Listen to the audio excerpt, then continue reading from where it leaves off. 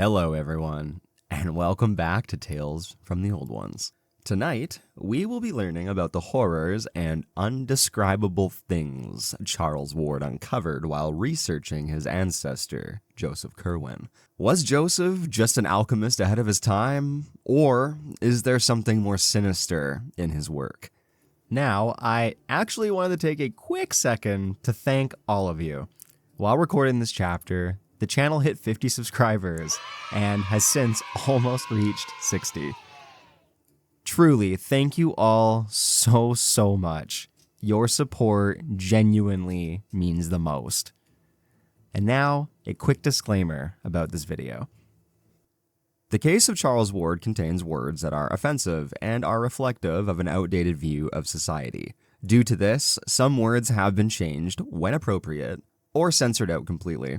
Thank you for understanding, and without further ado, grab a snack and get comfy, because this tale contains much to discover.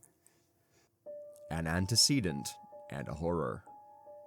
Joseph Curwin, as revealed by the rambling legends embodied in what Ward heard and unearthed, was a very astonishing, enigmatic, obscurely horrible individual. He had fled from Salem to Providence, that universal haven of the odd, the free, and the dissenting, at the beginning of the Great Witchcraft Panic, being in fear of accusation because of his solitary ways and queer chemical or alchemical experiments. He was a colorless-looking man of about 30, and was soon found qualified to become a freeman of Providence, thereafter buying a home lot just north of Gregory Dexter's at the foot of Olney Street.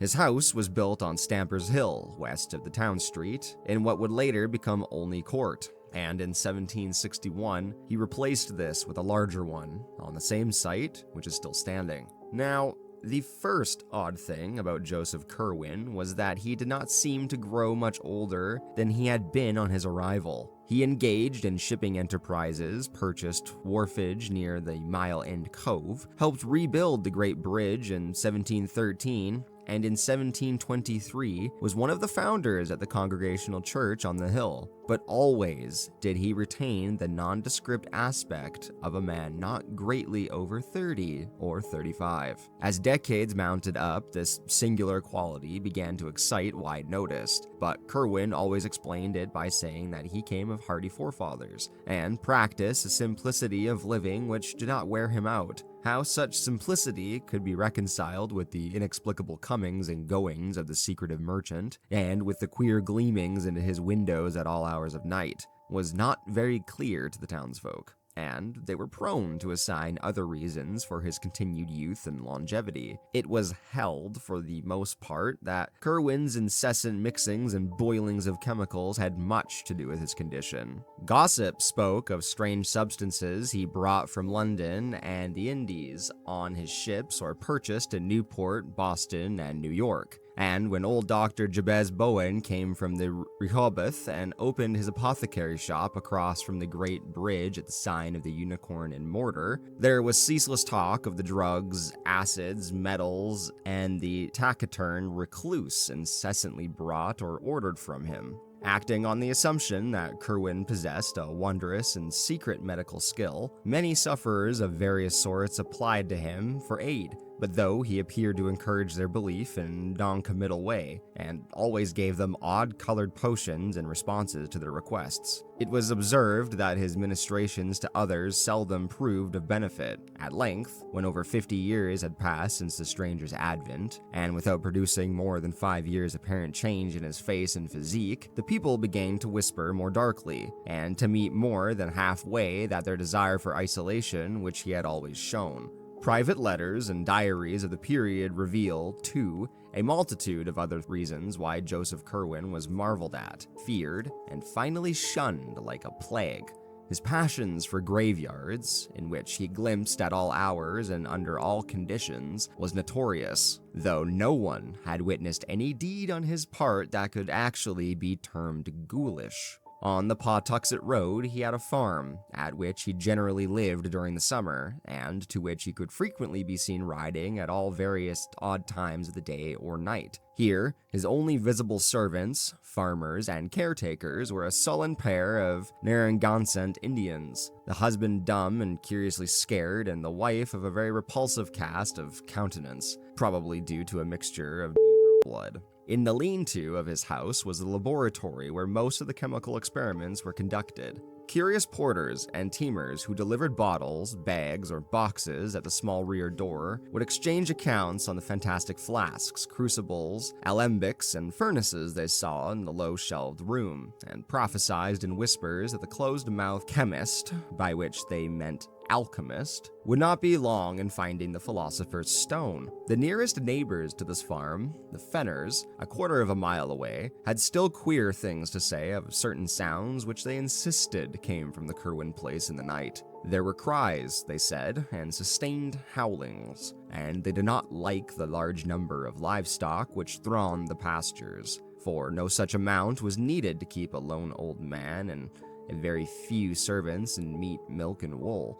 The identity of the stock seemed to change from week to week as new droves were purchased from the Kingstown farmers. Then, too, there was something obnoxious about a certain great stone outbuilding with only high narrow slits for windows. Great bridge idlers had much to say of Curwin's townhouse in Olney Court, not so much the new fine one built in 1761 when the man must have been nearly a century old, but the first low gambrel roofed one with the windowless attic and shingled sides whose timber he took the peculiar precaution of burning after its demolition.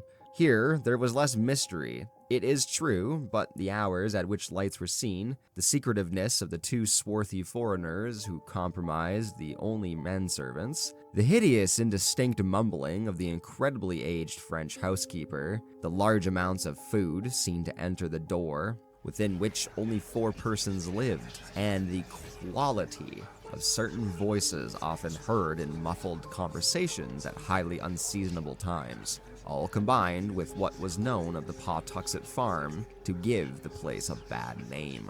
In choicer circles, too, the Curwin home was by no means undiscussed, for as the newcomer had gradually worked into the church and trading life of the town, he had naturally made acquaintances of the better sort, whose company and conversation he was well fitted to enjoy. His birth was known to be good, since the Curwins or Carwins of Salem needed no introduction in New England. It developed that Joseph Curwin had traveled much in his early life, living for a time in England and making at least 2 voyages to the Orient, and his speech, when he deigned to use it, was that of a learned and cultivated Englishman. But for some reason or other, Curwin did not care for society. Whilst never actually rebuffing a visitor, he always reared such a wall of reserve that few could think of anything to say to him which would not sound inane.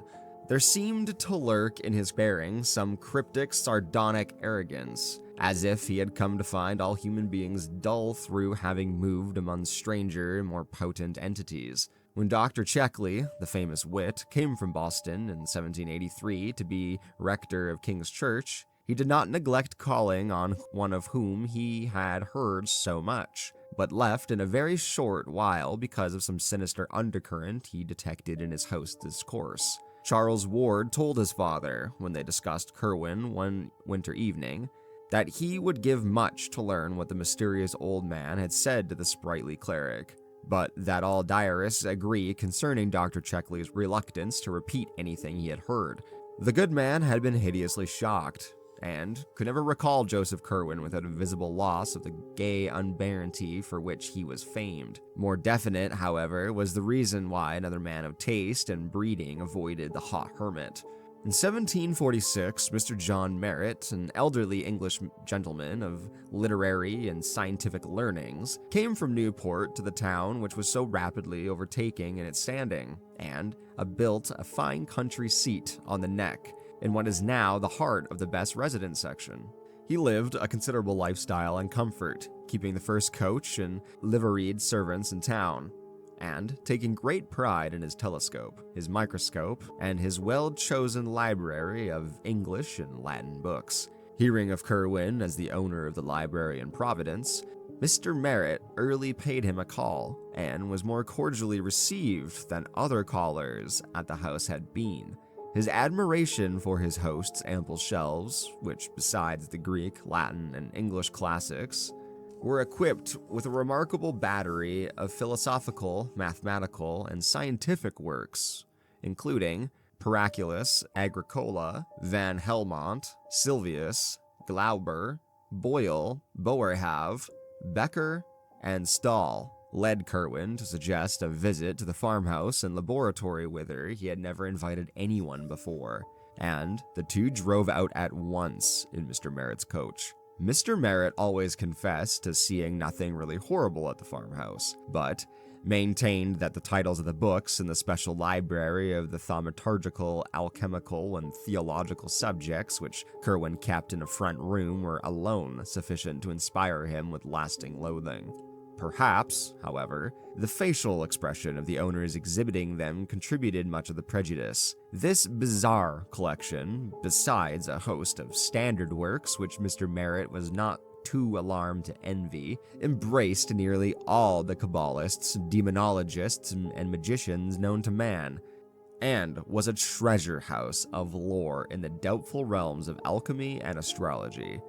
Hermes Trismegistius in Misnard's edition, the Turba Philosopharum, Geber's Liber Investigationis, and Artifices Key of Wisdom were all here, with the Kabbalistic Zahar, Peter Jam's set of Albertus Magnus, Raymond Lully's Ars Magna et Ultima in Zestner's edition, Roger Bacon's Thesaurus Chemicus, Flood's Clavis Alchemicae, and Trehethmis's De Lapidid Philosophico, crowding them close.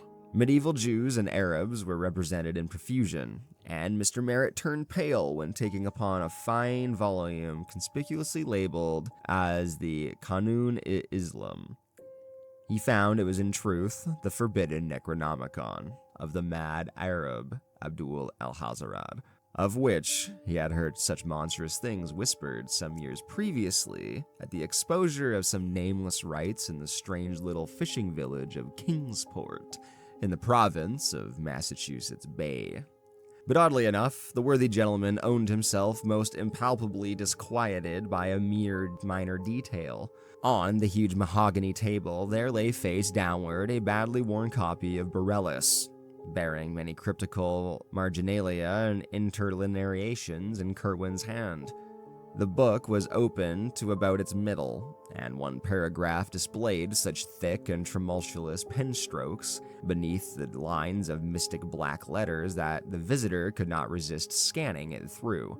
Whether it was the nature of the passage underscored, or the feverish heaviness of the strokes which formed the underscoring, he could not tell, but something in that combination affected him very badly and very peculiarly. He recalled it to the end of his days, writing it down from memory in his diary, and once trying to recite it to his close friend Dr. Checkley, till he saw how greatly it disturbed the urbane reactor.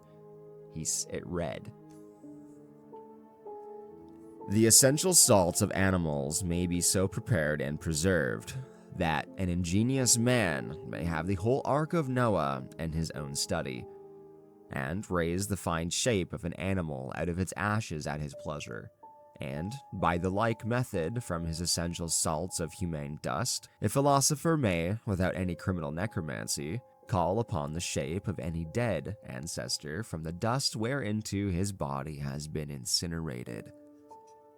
It was near the docks along the southerly part of the town street, however, that the worst things were muttered about Joseph Curwin. Sailors were superstitious folk, and the seasoned salts who manned the infinite rum, slave, and molasses sloops, the rakish privateers, and the great brigs of the Browns, Crawfords, and Tillingasts, all made strange furtive signs of protection when they saw the slim, deceptively young-looking figure in its yellow hair and slight sloop, entering the Curwin warehouse in Doubloon Street, or talking with captains and supercargoes on the long quay where the Curwin ships rode restlessly. Curwin's own clerks and captains hated and feared him, and all his sailors were mongrel riffraff from the Martinique. St. Estuarius, Havana, or Port Royal.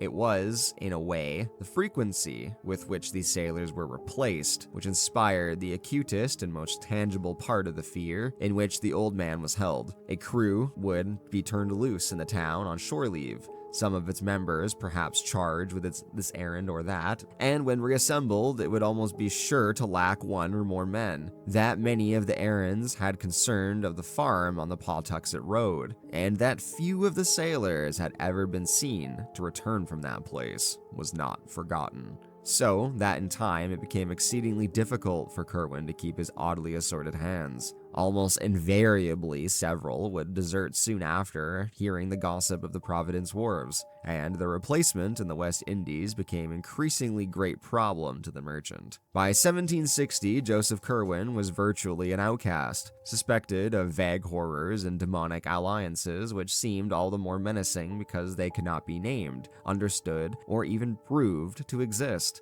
The last straw may have come from the affair of the missing soldiers in 1758, for in March and April of that year 2 royal regiments on their way to New France were quartered in Providence, and depleted by an inexplicable process far beyond the average rate of desertion. Rumor dwelt on the frequency with which Curwin was wont to be seen talking with the red-coated strangers, and several of them began to be missed. People thought of the odd conditions among his own seamen. What would have happened if the regiments had not been ordered on? No one can tell. Meanwhile, the merchant's worldly affairs were prospering. He had a virtual monopoly of the town's trade in saltpeter, black pepper, and cinnamon, and easily led any other shipping establishment, save the Browns, in his importation of brassware, indigo, cotton, woolens, salt, rigging, iron, paper, and English goods of every kind. Such shopkeepers such as James Green at the sign of the Elephant in Cheapside, the Russells at the sign of the Gold Eagle across the bridge, or Clark and the Nightingale at the Frying Pan and Fish, near New Coffee House, dependent almost wholly upon him for their stock. And his arrangements with the local distillers, the Narragansett dairymen and horse breeders, and the Newport candle makers, made him one of the prime exporters of the colony. Ostracized though he was, he did not lack for civic spirit of a sort. When the colony house burned down, he subscribed handsomely to the lotteries by which the new brick one, still standing at the head of its parade in the old Main Street, was built in 1761. In that same year, too, he helped rebuild the Great Bridge after the October gale. He replaced many of the books in the public library consumed in the colony house fire, and bought heavily in the lottery that gave the muddy Market Parade and deep-rutted Town Street their pavement of great round stones with a footwalk, or causey, in the middle. About this time, he also built the plain but excellent new house whose doorway is such a triumph of carving. When the Whitefield adherents broke off from the Dr. Cottinghill's church in 1743, and founded Deacon Snow's church across the bridge, Curwin had gone with them, though his zeal and attendance soon abated. Now, however, he cultivated piety once more, as if to dispel the shadow which had thrown him into isolation, and would soon begin to wreck his business fortunes if not sharply checked.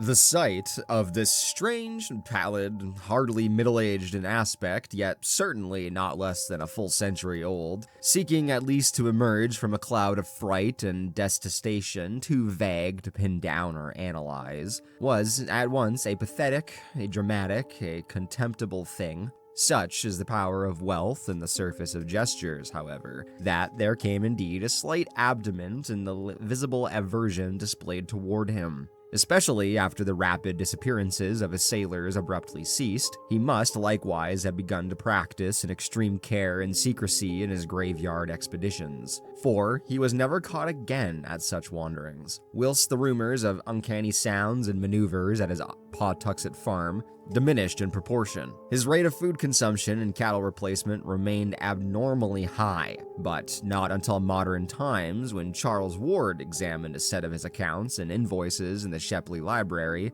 did it occur to any person, save one embittered young youth, perhaps, to make dark comparisons between the large number of guinea blacks he imported until 1766, and the disturbingly small number for whom he could produce bona fide bills of sale, either to slave dealers at the Great Bridge or to the planters at the Narragansett country. Certainly, and cunning and ingenuity of his abhorred character were uncannily profound. Once, the necessity for their exercise had been impressed upon him, but of course the effect of all of this belated mending was necessarily slight. Curwin continued to be avoided and distrusted, as, indeed, one fact of his continued air of youth at a great age would have been enough to warrant, and he could not see that in the end of his fortunes would be likely to suffer.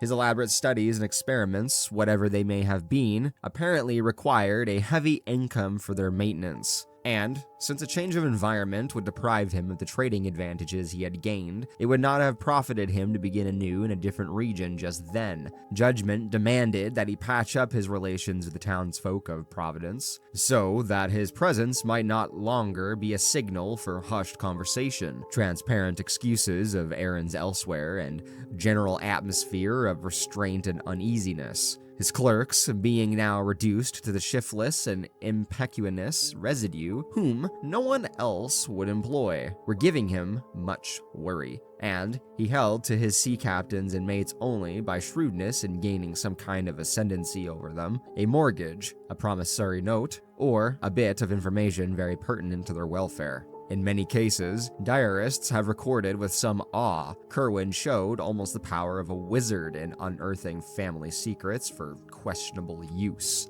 During the final 5 years of his life, it seemed as though only direct talks with the long dead could possibly have furnished some of the data which he held so glibly at his tongue's end.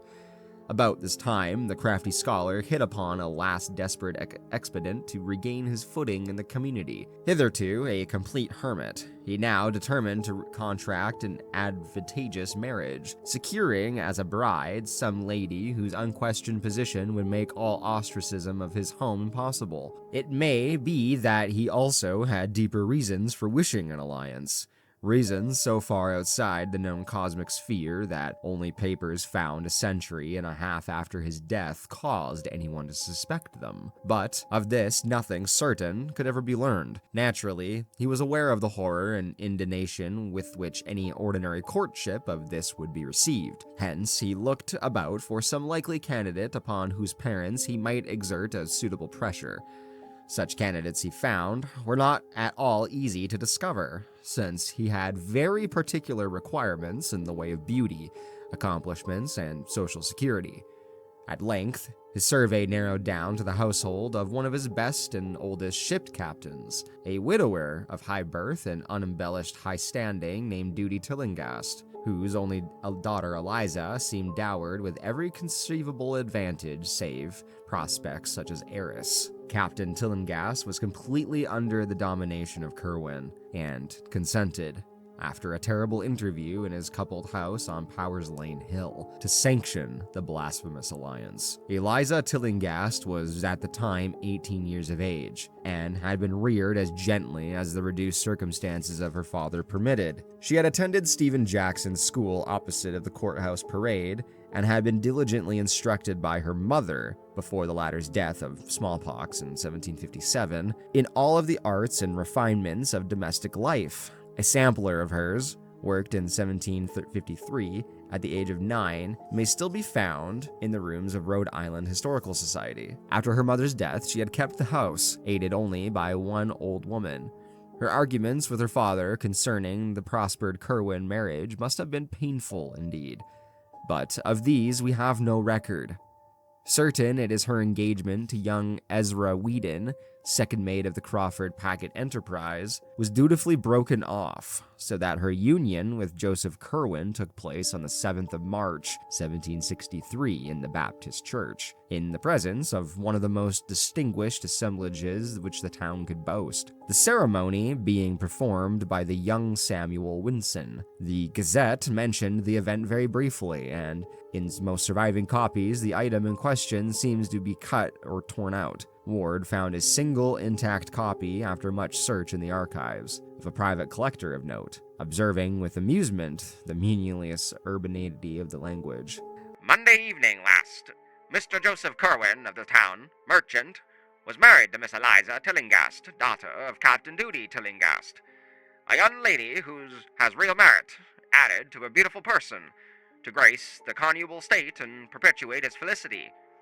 The collection of Durfee Arnold letters, discovered by Charles Ward shortly before his first reputed madness in the private collection of Melville F. Peters of George Street, and covering this in a somewhat antecedent period, throws vivid light on the outrage done to public sentiment by this ill-sorted match. The social influence of the Tillinghasts, however, was not to be denied, and once more Joseph Curwin found his house frequented by persons whom he could never otherwise have induced to cross his threshold. His acceptance was by no means complete, and his bride was socially the sufferer through her forced venture.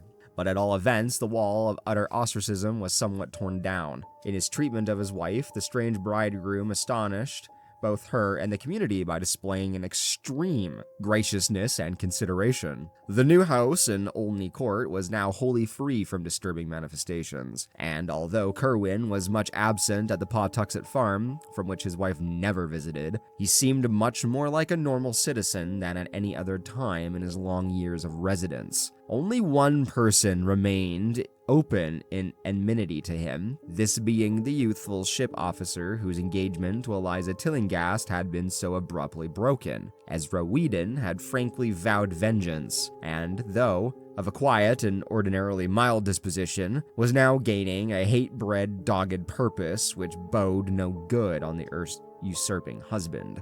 On the 17th of May, 1765, Curwin's only child, Anne, was born, and was christened by the Reverend John Graves at King's Church, of which both husband and wife had become communicant shortly after their marriages in order to compromise between their respective congregational and Baptist affiliations. The record of this birth, as well as that of the marriage 2 years before, was stricken from most copies of the church and the town annals where it ought to appear, and Charles Ward located both of the greatest difficulty after his discovery of the widow's change of name had apprised him of his own relationship, and engendered the feverish interest which culminated in his madness. The birth entry, indeed, was found very curiously through correspondence with the heirs of loyalist Dr. Graves, who had taken with him a duplicate set of records when he left his pastorate at the outbreak of the Revolution. Ward had tried this source because he knew that this great-grandmother, Anne Tillinghast Potter, had been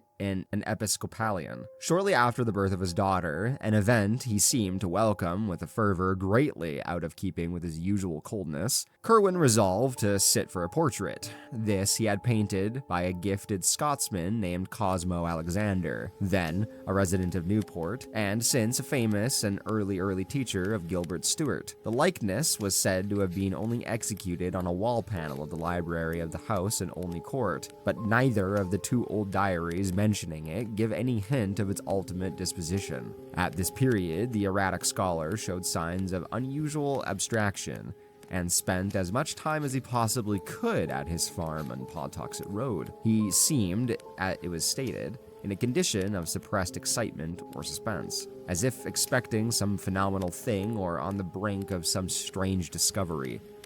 Chemistry or alchemy would appear to have played a great part, for he took from his house to the farm the greater numbers of his volumes on that subject. His effication of civic interest did not diminish, and he lost no opportunities for helping such leaders as Stephen Hopkins, Joseph Brown, and Benjamin West in their efforts to raise the cultural tone of the town, which was then much below the level of Newport in its patronage of the liberal arts. He had helped Daniel Jenkins found the bookshop in 1763, and was thereafter his best customer, extending aid likewise to the struggling Gazette that appeared each Wednesday at the sign of Shakespeare's Head. In politics, he ardently supported the Governor Hopkins against the Ward party, whose prime strength was in Newport, and his really eloquent speech at Hackers Hall in 1765 against the setting off of North Providence as a separate town, with a pro-Ward vote in the General Assembly, did more than any other thing to wear down the prejudice prejudice against him, but Ezra Whedon, who watched him closely, sneered cynically at all his outward activity, and freely swore it was no more than a mask for some nameless traffic with the blackest gulfs of Tartarus. The revengeful youth began a systematic study of the man and his doings wherever he was in port, spending hours of the night by the wharves with a dowry in readiness when he saw lights of the Curwin warehouse, following the small boat which would sometimes steal quietly off and down the bay. He also kept as close as watch as possible to the Pawtuxet farm, and was once severely bitten by the dogs the old Indian couple loosed upon him. In 1766 came the final change in Joseph Curwin.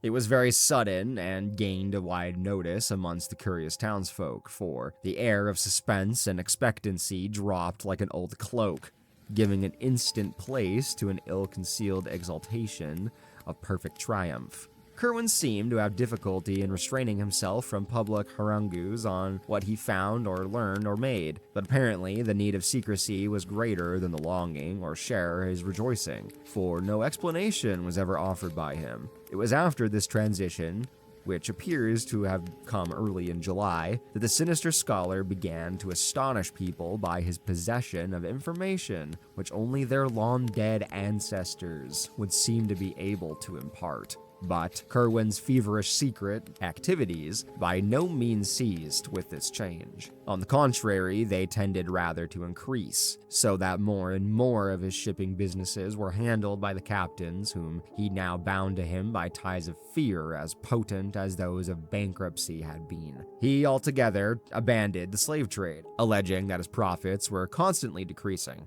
Every possible moment was spent at the Pawtuxet farm, though there were rumors now and then of his presence in places which, though not actually near graveyards, were yet so situated in relation to graveyards that the thoughtful people wondered just how thorough the old merchant's change of habits really were. Ezra Whedon, although his periods of espionage were necessarily brief and intermittent on account of his sea voyaging, had a vindicative persistence which the bulk of the practical townsfolk and farmers lacked, subjected Curwin's affairs to a scrutiny such as they had never had before. Many of the odd maneuvers of the strange merchant's vessel had been taken for granted on account of the unrest at the times.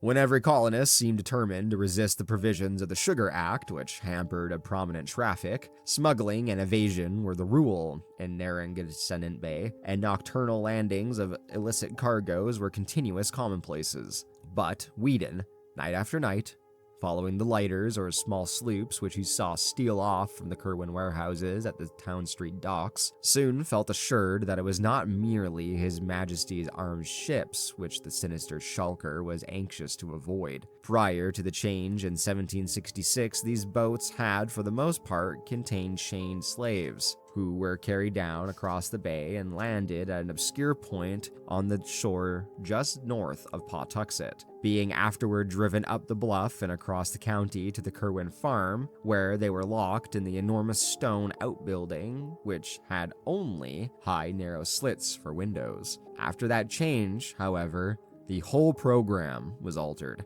Importation of slaves ceased at once, and for a time, Curwin abandoned his midnight sailings. Then, at about the spring of 1767, a new policy appeared. Once more, the lighters grew wont to put out from the black silent docks, and this time they would go down the bay some distance, perhaps as far as Nanquit Point, where they would meet and receive cargo from strange ships of considerable size and widely varied appearance. Curwin's sailors would then deposit his cargo at the usual point on the shore and transport it overland to the farm, locking it in the same cryptical stone building which had formerly received the slaves. The cargo consisted almost wholly of boxes and cases, of which a large proportion were oblong and heavy, with disturbingly suggestive of coffins. Whedon always watched the farm with unremitting assiduity, visiting it each night for long periods, and seldom letting a week go by without a sight except when the ground bore a footprint revealing snow. Even then, he would often walk as close as possible to the traveled road or on the ice of the neighboring river to see what tracks might have been left. Finding his own vigils interrupted by nautical duties, he hired a tavern companion named Eleazar Smith to continue the survey during his absences, and between them, the two could have set in motion some extraordinary rumors. That they did not do so was only because they knew the effect of publicity would have been to warn their quarry and make further progress impossible. Instead, they wished to learn something definite before taking any action. What they did learn must have been startling indeed, and Charles Ward spoke many times to his parents of his regret at Weeding's later burning of his notebooks. All that can be told of the discoveries is what Eleazar Smith jotted down in a none too coherent diary, and what other diaries and letter writers have timidly repeated the statements which they finally made, and according to which the farm was only the outer shell of some vast and revolting menace, of a scope and depth too profound and intangible for more than shadowy comprehension. It is gathered that Weedon and Smith became early convinced that a great series of tunnels and catacombs, inhabited by a very sizable staff of persons besides the old man and his wife, underlay the farm. The house was an old peaked relic of the middle 17th century with an enormous stack chimney and diamond-paned lattice windows. The laboratory being a lean-in toward the north and where the roof came nearly to the ground. This building stood clearer of any other, yet, judging by the different voices heard at odd times within, it must have been accessible through secret passages beneath. These voices, before 1766, were merely mumblings and slave whisperings, frenzied screams, coupled with a curious chants or invocations. After that date, however, they assumed a very singular and terrible cast as they ran the gamut betwixt dronings of dull acquiescence and explosions of frantic fury, rumblings of conversation and whines of entreaty, paintings of eagerness and shouts of protest. They appeared to be in different languages, all known to Curwin, whose rasping accents were frequently distinguishable in reply, reproof, or threatening. Sometimes it seemed that several persons must be in the house. Curwin, certain captives, and the guards of those captives. There were voices of a sort that were neither Weedon nor Smith had ever heard before, despite their wide knowledge of foreign ports, and many that didn't seem to place as belonging to this or that nationality. The nature of the conversations seemed always a kind of catechism, as if Curwin was extorting some sort of information from the terrified or rebellious prisoners. Weedon had many verbatim reports of overheard scraps in his notebook, for English, French, and Spanish, which he knew were frequently used, but of these nothing has survived. He did, however, say that besides a few ghoulish dialogues in which the past affairs of Providence families were concerned, most of the questions and answers he could understand were historical or scientific, occasionally pertaining to very remote places and ages. Once, for example, an alternately raging and sullen figure was questioned in French and about the Black Prince's massacre at Limoges in 1370, as if there was some hidden reason which he ought to know. Curwin asked the prisoner, if prisoner it were, whether the order to slay was given because of the sign of the goat found on the altar in the ancient Roman crypt beneath the cathedral, or whether the dark man of the Haute Vienne Coven had spoke the three words. Failing to obtain replies, the Inquisitor had seemingly resorted to extreme means, for there was a terrific shriek, followed by silence and muttering, and a bumping sound. None of these colloquies was ever ocularly witnessed, since the windows were always heavily draped. Once, though, during a discourse of an unknown tongue, a shadow was seen on the curtain, which startled Weeding exceedingly, reminding him of one of the puppets in a show he had seen in the autumn of 1764 in Hackers Hall, when a man from Germantown, Pennsylvania, had given a clever mechanical spectacle advertised as a view of the famous city of Jerusalem, in which are represented Jerusalem, the Temple of Solomon, his royal throne, and the noted towers and hills. Likewise, the sufferings of our Savior from the Garden of Gethsemane to the cross on the hill of Golgotha, an artful piece of statuary, worthy to be seen by the curious. It was on this occasion the listener, who had crept close to the window of the front room whence the speaking proceeded, gave a start which roused the old couple and caused them to loose the dogs on him. After that, no more conversations were ever heard in that house, and Weeding and Smith concluded that Curwin had transferred his field of action to regions below. That such regions in truth existed seemed amply clear from many things. Faint cries and groans unmistakably came up now and then from what appeared to be solid earth in places far from any structure, whilst hidden in the bushes along the riverbank in the rear, where the high ground sloped steeply down the valley of the Pawtuxet, there was found an arched oaken door in a frame of heavy masonry, which was obviously an entrance to caverns within the hill. When or how these catacombs could have been constructed, Whedon was unable to say, but he frequently pointed out how easily the place might have been reached by bands of unseen workmen from the river. Joseph Curwin put his mongrel seamen to diverse uses indeed. During the heavy spring rains of 1769, the two watchers kept a sharp eye on the steep riverbank to see if any subterranean secrets might be washed to light, and were rewarded by the sight of a profusion of both human and animal bones in places where deep gullies had been worn in the banks. Naturally, there may be many explanations of such things, in the fear of a stock farm, and in a locality where old Indian burying grounds were common, but Whedon and Smith drew their own inferences. It was in January 1770, whilst Whedon and Smith were still debating vainly on what, if anything, to think or do about the whole bewildering business, that the incident of the Fortaleza occurred. Exasperated by the burning of the revenue sloop Liberty at Newport during the previous summer, the customs fleet under Admiral Wallace had adopted an increased vigilance concerning strange vessels, and on this occasion His Majesty's armed schooner, the Signet, under Captain Harry Lesh, captured, after a short pursuit early one morning, the scow Fortaleza of Barcelona, Spain, under Captain Manuel Arruda, bound, according to its log, from Grand Cairo, Egypt, to Providence. When searched for contraband material, this ship revealed the astonishing fact that its cargo consisted exclusively of Egyptian mummies, consigned to sailor A.B.C., who would come to remove his goods in a lighter just off Nanquit Point, and whose identity Captain Arruda felt himself in honor bound not to reveal. The Vice Admiralty Court at Newport, at a loss to what to do in view of the non-contraband nature of the cargo on the one hand and of the unlawful secrecy of the entry on the other hand, compromised on Collector Robinson's recommendation by freeing the ship but forbidding it to port in Rhode Island waters.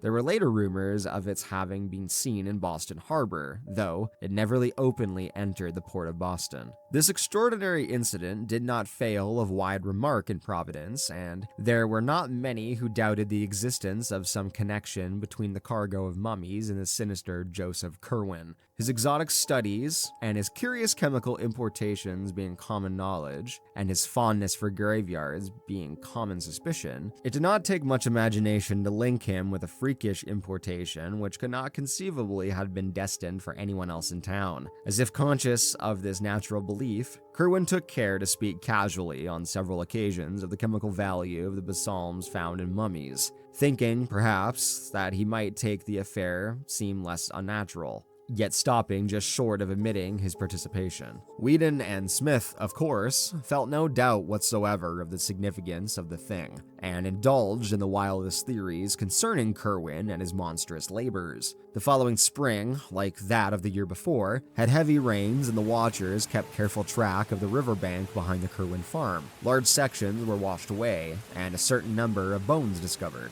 but no glimpse was afforded of any actual subterranean chambers or burrows. Something was rumored, however, at the village of Pawtuxet, about a mile below, where the river flows and falls over a rocky terrace to join the placid landlocked cove. There, where quaint old cottages climbed the hill from the rustic bridge, and fishing smacks lay anchored at their sleepy docks. A vague report went round of things that were floating down the river and flashing into sight for a minute as they went over the falls. Of course, the Pawtuxet is a long river which winds through many settled regions abounding the graveyards, and of course the river rains have been very heavy. But the fisher folk about the bridge did not like the wild way that one of the things stared as it shot down the still water below, or the way that another half cried out, although its condition had been greatly departed from that of objects which normally cry out. The rumor sent Smith, for Whedon was just then at sea, in haste to the riverbank beyond the farm, where surely enough there remained the evidences of an extensive cave-in. There was, however, no trace of a passage into the steep bank, for the miniature avalanche had left behind a solid wall of mixed earth and shrubbery from aloft. Smith went to the extent of some experimental digging, but was deterred by lack of success, or perhaps by fear of possible success. It is interesting to speculate on the persistent and revengeful Whedon would have done had he been ashore at the time.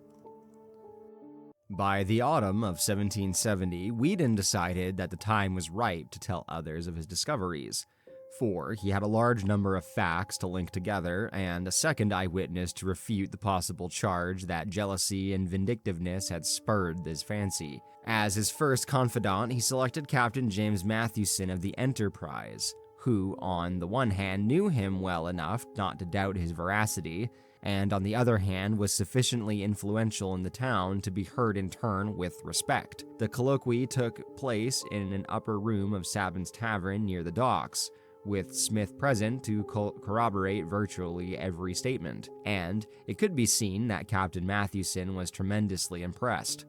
Like nearly everyone else in the town, he had black suspicions of his own Annette Joseph Curwin. Hence, it needed only this confirmation and enlargement of data to convince him absolutely. At the end of the conference, he was very grave and enjoined strict silence upon the two men. He would, he said, transmit the information separately to some 10 or so of the most learned and prominent citizens of Providence, ascertaining their views and following whatever advice they might have to offer. Secrecy would probably be essential in any case, for this was no matter that the town constables or militia could cope with, and above all else, the excitable crowd must be kept in ignorance, lest there be enacted in the already troublous times a repetition of that frightful Salem panic of less than a century before, which had first brought Curwin hither. The right persons to tell, he believed, would be Dr. Benjamin West, whose pamphlet on the late transit of Venus proved him a scholar and keen thinker. Reverend James Manning, president of the college, which had just moved up from Warren and was temporarily housed in the new King Street schoolhouse awaiting the completion of its building on the hill above the Presbyterian Lane. Ex-Governor Stephen Hopkins, who had been a member of the Philosophical Society at Newport and was a man of very broad perceptions. John Carter, publisher of the Gazette, all four of the Brown brothers, John, Joseph, Nicholas, and Moses, who formed the recognized local magnates, and of whom Joseph was an amateur scientist of parts. Old Dr. Jabez Bowen, whose erudition was considerable, and who had much first-hand knowledge of Curwin's odd purchases, and Captain Abraham Whipple, a privateersman of phenomenal boldness and energy who could be counted on to lead in any active measures needed.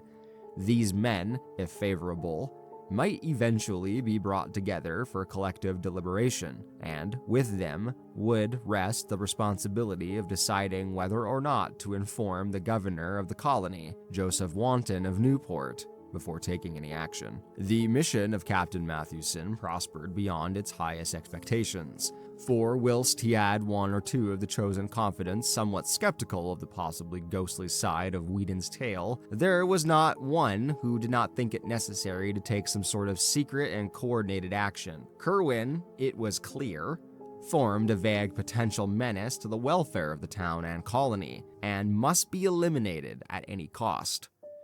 Late in December 1770, a group of eminent townsmen met at the home of Stephen Hopkins and debated tentative measures. Whedon's notes, which had given to Captain Matthewson, were carefully read, and he and Smith were summoned to give testimony and details. Something very like fear seized the whole assemblage before the meeting was over, though there ran through that fear a grim determination with which Captain Whipple's bluff and resonant profanity best expressed. They would not notify the governor, because a more than legal course seemed necessary. With hidden powers of uncertain extent apparently at his disposal, Curwin was not a man who could safely be warned to leave town. Nameless reprisals might ensue, and even if the sinister creature complied, the removal would be no more than shifting of an unclean burden to another place. The times were lawless, and the men who had flouted the king's revenue forces for years were not the ones to balk at sterner things when the duty impelled. Curwin must be surprised at his Pawtuxet farm by a large raiding party of seasoned privateersmen and given one decisive chance to explain himself. If he proved a madman, amusing himself with shrieked and imaginary conversations in different voices, he would be properly confined. If something graver appeared, and if the underground horrors indeed turned out to be real, he and all with him must die. It could be done quietly, and even the widow and her father need not be told how it came about. While these serious steps were under discussion, there occurred in the town an incident so terrible and inexplicable for a time little else was mentioned for miles around. In the middle of a moonlight January night, with heavy snow underfoot, where there resounded over the river and up a hill a shocking series of cries, which brought sleepyheads to every window, and people around Weybosset Point saw a great white thing plunging frantically along the badly cleared space in the front of Turk's Head. There was a baying of dogs in the distance, but this subsided as soon as the clamor of the awakened town became audible. Parties of men with lanterns and muskets hurried out to see what was happening, but nothing rewarded their search. The next morning, however, a giant muscular body, stark naked, was found on the jams of ice around the southern piers of the Great Bridge, where the long dock stretched out beside Abbott's Distill House, where the identity of this object became a theme for endless speculation and whispering. It was not so much the younger as the older folk who whispered. Only in the patriarchs did that rigid face with horror bulging eyes strike any chord of memory. They, shaking as they did so, exchanged furtive murmurs of wonder and fear. For in those stiff, hideous features lay a resemblance so marvelous as to be almost an identity. And that identity was a man who had died full 50 years before. Ezra Whedon was present at the finding, and remembering the baying of the night before, set out along Weybosset Street and across Muddy Dock Bridge, whence the sound had come. He had a curious expectancy, and was not surprised when, reaching the edge of the settled district where the street merged into the Pawtuxet Road, he came upon some very curious tracks in the snow. The naked giant had been pursued by dogs and many booted men, and the returning tracks of the hounds and their masters could be easily traced. They had given up the chase upon coming too near the town. Whedon smiled grimly, and as perfunctory detail traced the footsteps back to their source. It was the Pawtuxet farm of Joseph Curwin, as he well knew it would be, and he would have given much had the yard been less confusingly trampled. As it was, he dared not seem too interested in full daylight. Dr. Bowen, as whom Whedon went at once with his report, performed an autopsy on the strange corpse, and discovered peculiarities which baffled him utterly. The digestive tracts of the huge man seemed never to have been in use, whilst the whole skin had a coarse, loosely knit texture impossible to account for. Impressed by what the old men whispered of this body's likeliness to the long-dead blacksmith Daniel Green, whose great-grandson Aaron Hoppin was a supercargo in Curwin's employ, Whedon asked casual questions till he found where Green was buried. That night, a party of 10 visited the Old North burying grounds opposite of Henderson's Lane and opened a grave. They found it vacant, precisely as they had expected.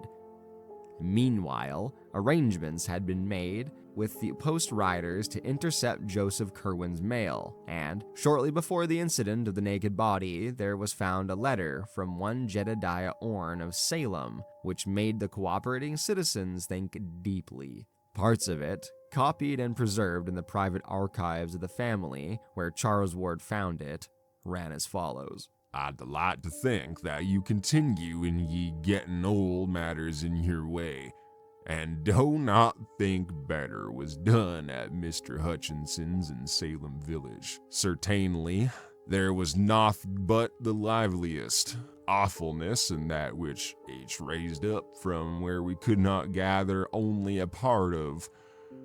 What you sent did not work.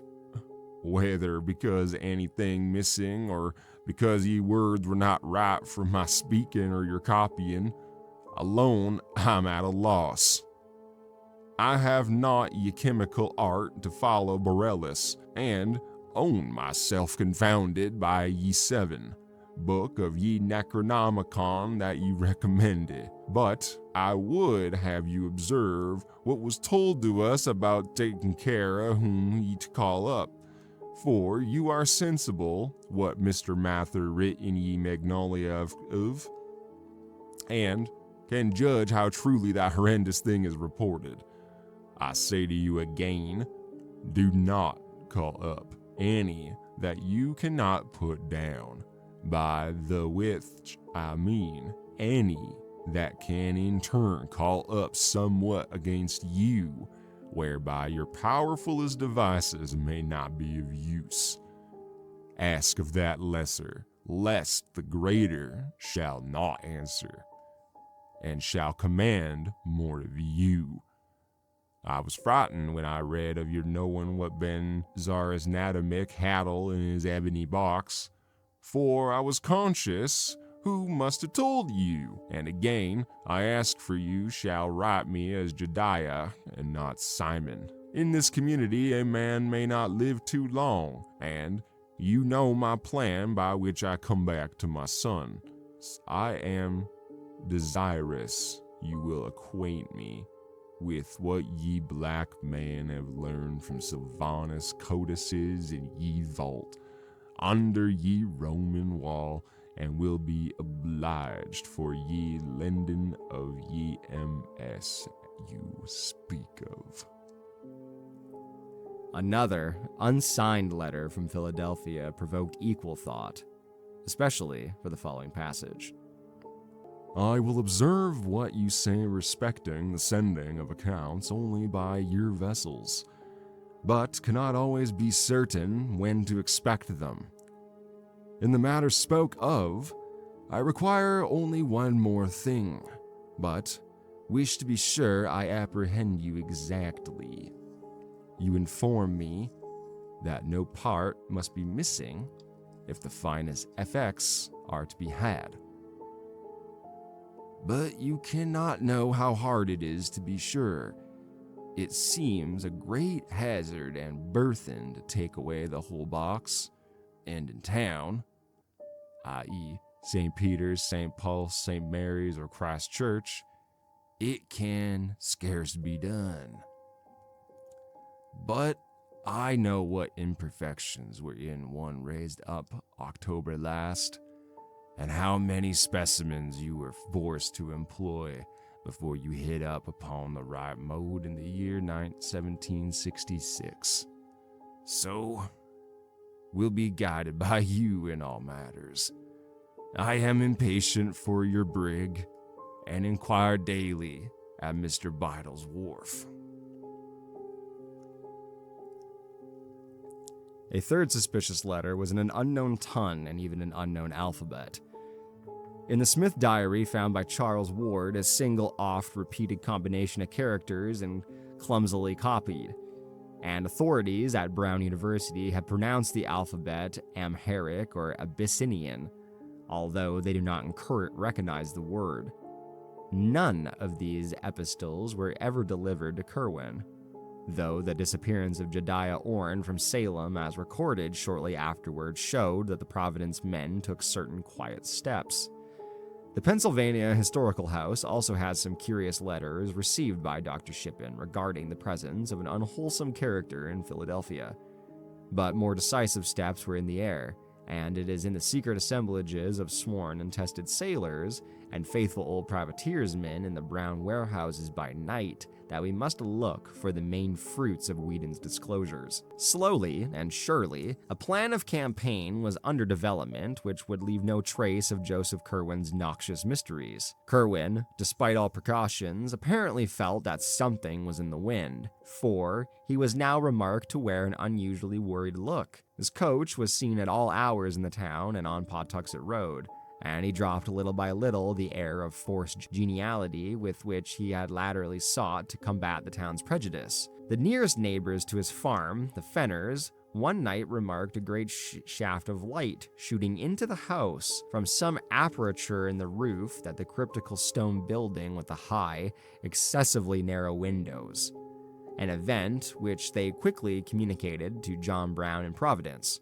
Mr. Brown had become the executive leader of the select group bent on Curwin's extirpation, and had informed the Fenners that some action was about to be taken. This he deemed needful because of the impossibility of their not witnessing the final raid, and he explained his course by saying that Curwin was not to be a spy of the customs office at Newport, against whom the hand of Providence shipper, merchant, and farmer was openly or clandestinely raised. Whether the rouse was wholly believed by the neighbors who had seen so many queer things is not certain, but at any rate the Fenners were willing to connect any evil with a man of such queer ways.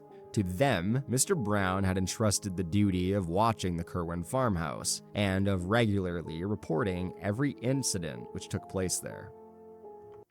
The probability that Curwin was on guard and attempting unusual things, as suggested by the odd shaft of light, precipitated at the last action so carefully devised by the band of serious citizens. According to the Smith diary, a company of about 100 men met at 10 p.m. on Friday, April 12, 1771, in the great room of Thurston's Tavern at the sign of the Golden Lion on the Weybosset Point across the bridge.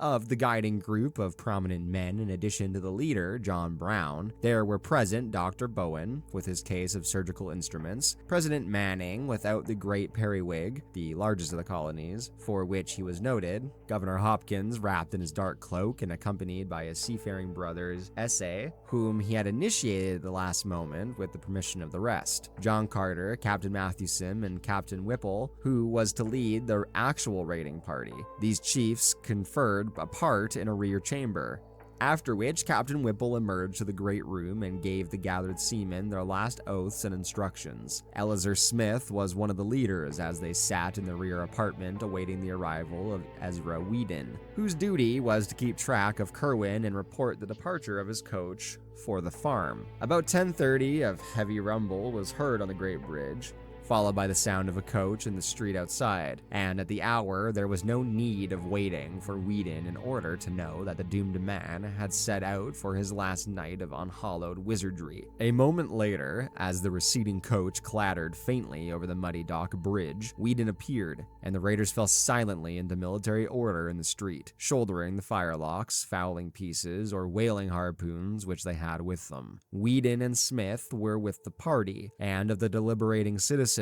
there were present for active service Captain Whipple, the leader, Captain S.A. Hopkins, John Carter, President Manning, Captain Mathewson, and Dr. Bowen, together with Moses Brown, who had come up at the 11th hour through absent from the preliminary sessions in the tavern. All these free men and their 100 sailors began the long march without delay, grim and a trifle apprehensive as they left the muddy dock behind and mounted the gentle rise of Broad Street toward the Pawtuxet Road. Just beyond Elder Snow's church, some of the men turned back to take a parting look at Providence lying outspread under the early spring stars. Steeples and gables rose dark and shapely, and salt breezes swept up gently from the cove north of the bridge. Vega was climbing above the great hill across the water, whose crest of trees was broken by the roofline of the unfinished college edifice. At the foot of that hill and along narrow mounting lanes of its side, an old town dreamed, Old Providence,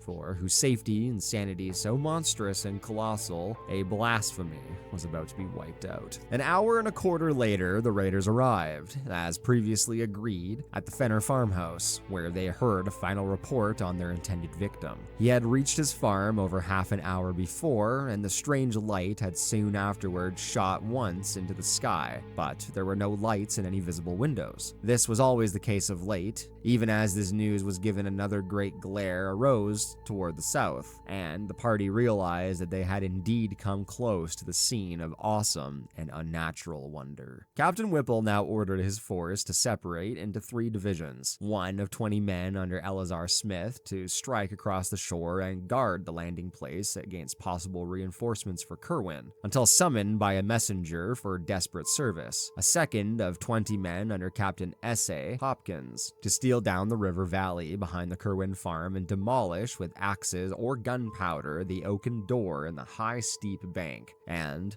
the third to close in on the house and adjacent buildings themselves. Of this division, 1/3 was led by Captain Mathewson to the cryptical stone edifice with high narrow windows, another third to follow Captain Whipple himself to the main farmhouse, and the remaining third to preserve a circle around the whole group of buildings until summoned by a final emergency signal. The river party would break down the hillside door at the sound of a single whistle blast, waiting and capturing anything which might issue from the regions within. At the sound of 2 whistle blasts, it would advance through the aperture to oppose the enemy or join the rest of the raiding contingent. The party at the stone building would accept these respective signals in an analogous manner, forcing a entrance at the first, and at the second as descending whatever passage into the ground might be discovered, and joining the general or focal warfare expected to take place within the caverns. A third or emergency signal of 3 blasts would summon the immediate reserve from its general guard duty, its 20 men dividing equally and entering the unknown depths through both farmhouse and stone building. Captain Whipple's belief in the existence of catacombs was absolute, and he took no alternative into consideration when making his plans. He had with him a whistle of great power and shrillness, and did not fear any upsetting or misunderstanding of signals. The final reserve at the landing, of course, was nearly out of the whistle's range, hence would require a special messenger if needed for help. Moses Brown and John Carter went with Captain Hopkins to the riverbank, while President Manning was detailed with Captain Mathewson to the stone building. Dr. Bowen, with Ezra Whedon, remained in Captain Whipple's party, which was to storm the farmhouse itself. The attack was to begin as soon as a messenger from Captain Hawkins had joined Captain Whipple to notify him of the river party's readiness. The leader would then deliver the loud single blast, and the various advance parties would commence their simultaneous attack on 3 points. Shortly before 1 a.m., the 3 divisions left the Fenner farmhouse, one to guard the landing, another to seek the river valley and the hillside door, and the third to subdivide and attend the actual buildings of the Curwin farm. Eleazar Smith, who accompanied the shore guarding party, records in his diary an uneventful march and a long wait on the bluff by the bay, broken by what once seemed to be a distant sound of the signal whistle, and again by a peculiar muffled blend of roaring and crying, and a powder blast which seemed to have come in the same direction.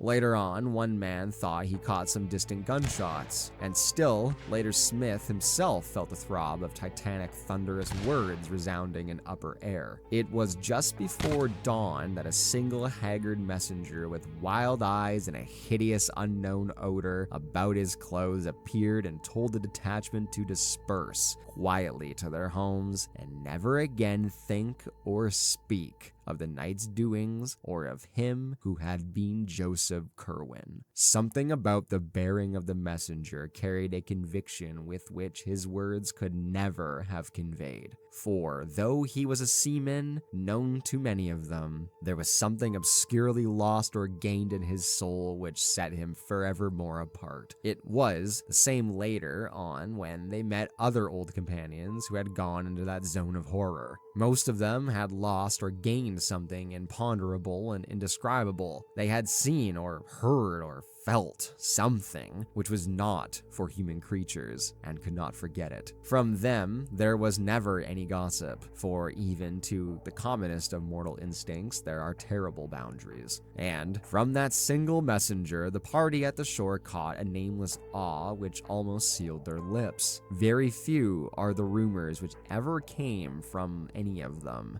and Eleazar Smith's diary is the only written record which has survived from that whole expedition which set forth from the sign of the Golden Lion under the stars. Charles Ward, however, discovered another vague sidelight in some Fenner correspondence which he found in New London, where he knew another branch of the family had lived. It seems that the Fenners, from whose house they doomed farm was distantly visible, had watched the departing columns of raiders, and had heard very clearly the angry barking of the Curwin dogs, followed by the first shrill blast which precipitated the attack. The first blast had been followed by repetition of the great shaft of light from the stone building, and in another moment, another quick sounding of the second signal ordering a general invasion. There had come a subdued prattle of musketry, followed by a horrible roaring cry which the correspondent Luke Fenner had represented in his epistle by the characters.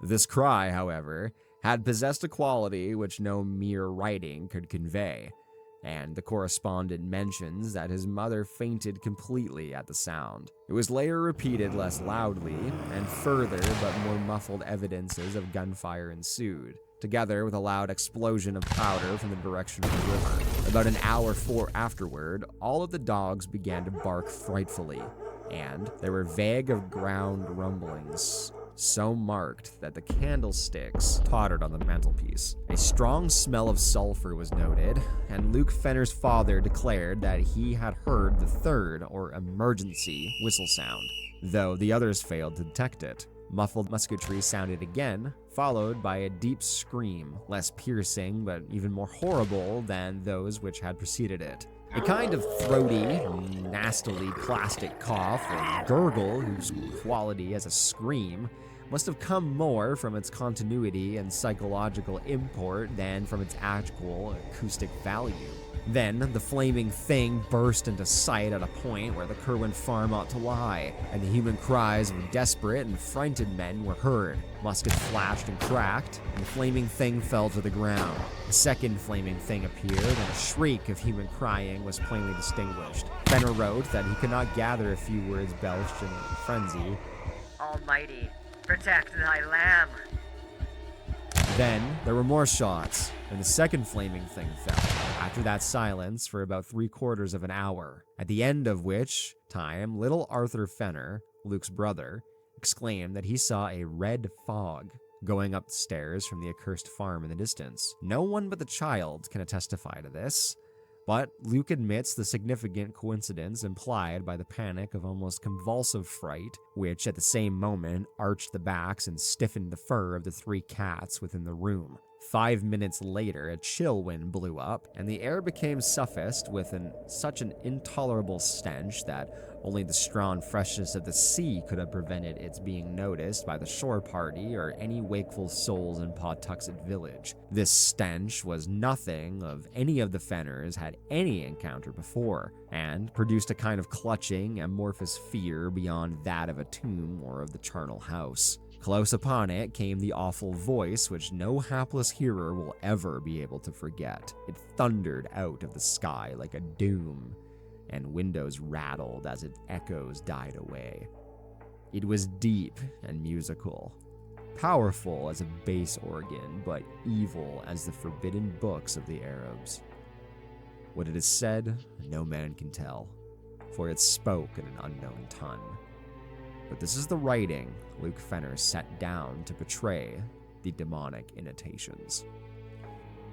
Dies mías, jacet, bonito safe duvema, in Thomas.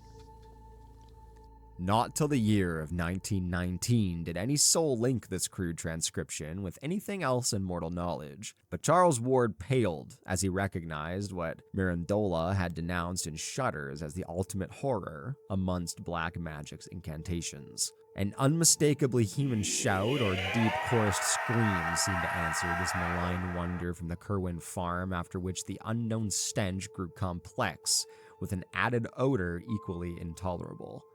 A wailing distinctly different from the screams now burst out, and was protracted ululantly in rising and falling paroxysms. At times, it became almost articulate, though no auditor could trace any definite words, and at one point it seemed to verge toward the confines of diabolic and hysterical laughter. Then, a yell of utter, ultimate fright and stark madness retched from the scores of human throats.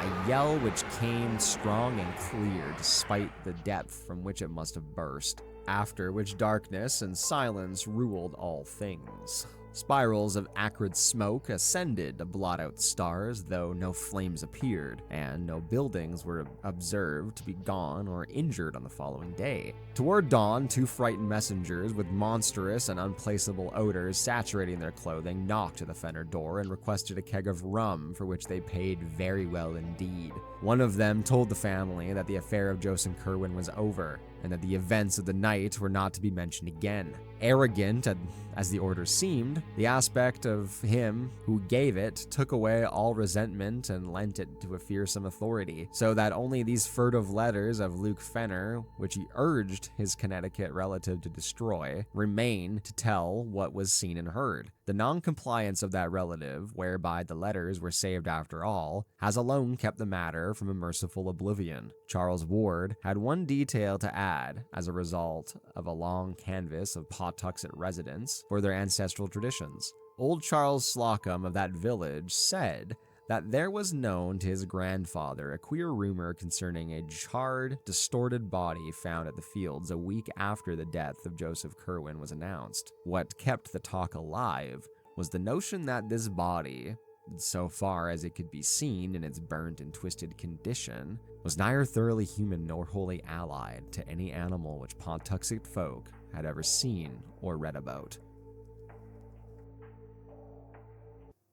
Not one man who participated in that terrible raid could ever be induced to say a word concerning it, and every fragment of the vague data which survives comes from those outside of the final fighting party. There is something frightful in the care with which these actual raiders destroyed such scraps which bore the least allusion to the matter. 8 sailors had been killed, but although their bodies were not produced, their families were satisfied with the statement that a clash with customs officers had occurred. The same statement also covered the numerous cases of wounds, all of which were extensively bandaged and treated only by Dr. Jabez Bowen, who had accompanied the party. Hardest to explain was the nameless odor clinging to all of the raiders, a thing that was discussed for weeks. Of the citizen leaders, Captain Whipple and Moses Brown were most severely hurt, and the letters of their wives testified their bewilderment which their reticence and close guarding of their bandages produced. Psychologically, every participant was aged, sobered, and shaken. It is fortunate that they were all strong men of action and simple orthodox religionists, for with more subtle introspectiveness and mental complexity, they would have fared ill indeed.